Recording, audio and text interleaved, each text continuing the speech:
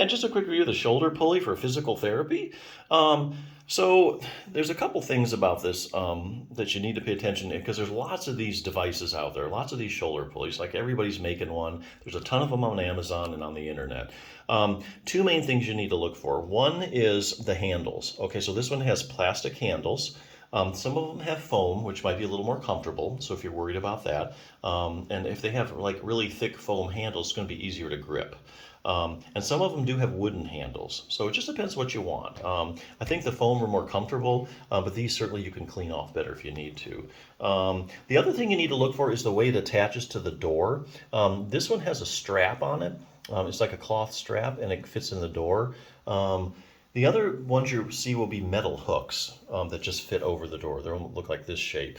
So you have to decide what you want. If you're really picky about your door and you don't want to scratch anything, you don't want the paint chipped or anything, probably don't want to use a metal one. Something like this would actually be the best bet.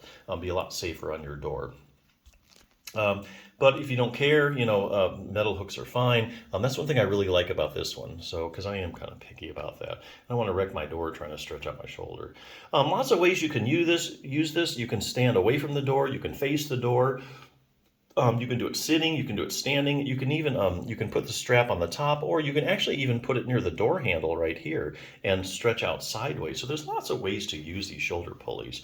You can look on the internet and find out lots of different things. Some of these are even coming with like an exercise booklet.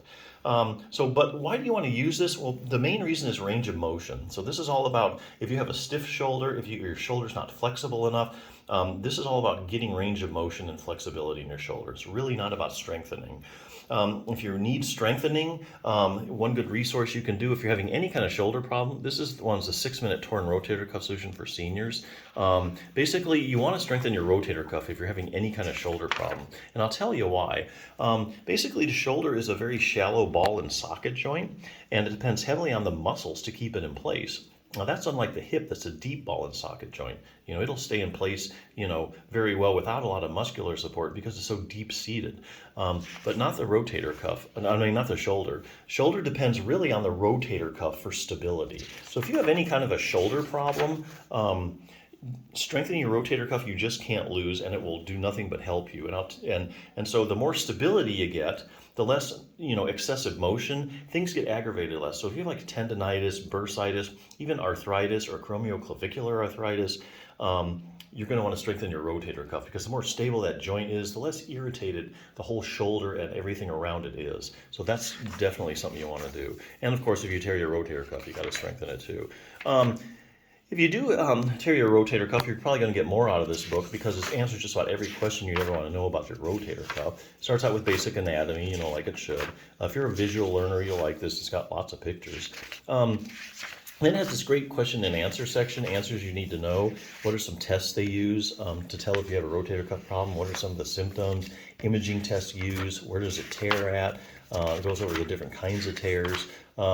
And here's a great question. I have a tear in my rotator cuff and I'm in a lot of pain. And I need surgery, right? So a lot of people think, gosh, I had an MRI, my rotator cuff's torn, I'm in a lot of pain, I have to have surgery. Well, not really.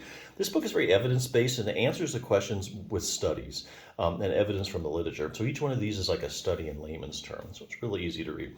To answer that question, they look at studies where they take groups of people with rotator cuff tears, and let's say they take 100 people with a torn rotator cuff. So they measure the size of the tear, and then they run a pain scale, like a visual analog scale, and they determine, so here we have 100 people, we know the size of their tear and how bad they're hurting. Well, what do they find? Well, they actually find there's a lot of people walking around with big old rotator cuff tears that don't have any pain. Okay, and here's the problem. So if you start having shoulder pain, and you go to the doctor, they do an MRI, and they find you have a rotator cuff tear, you're immediately thinking, oh, I have a torn rotator cuff, that's a problem. Well, not really. You could have an asymptomatic rotator cuff tear, and you really have another problem, something else that's causing the pain. And if you're going to head off and do surgery or repair the rotator cuff, it might not help because that wasn't the problem to begin with.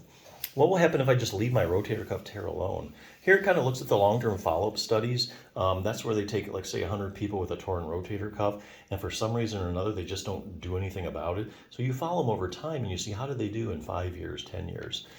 So there's some really good long-term follow-up studies. Probably the best one here, how does exercise compare to surgery when it comes to treating a torn rotator cuff? Well, the only way you can really answer that is by looking at the randomized controlled trials. That's the highest form of proof in medicine that a treatment's actually effective. So here you take, let's say again, like 100 people, 50 you randomly assign them to surgery, the other 50 you randomly assign them to a good exercise program. Then you follow them over time. And okay, so like in a year, 2 years, who does better? Those people that had their rotator cuff repaired surgically, or those people that just did an exercise program? To make a long story short, you're really going to end up at the same place. And even if you end up having rotator cuff surgery, you're going to end up doing exercises anyway to rehabilitate your shoulder. So you might as well start there. Anyway, there says a good exercise program is a beginning, intermediate, advanced. There are stretching exercises as well as strengthening exercises. Pretty good program. Take you less than 10 minutes a day to do, so it's a pretty good investment. But hey, if you just have a stiff shoulder, you have frozen shoulder, I really just need range of motion, I think this is a good device, so check it out.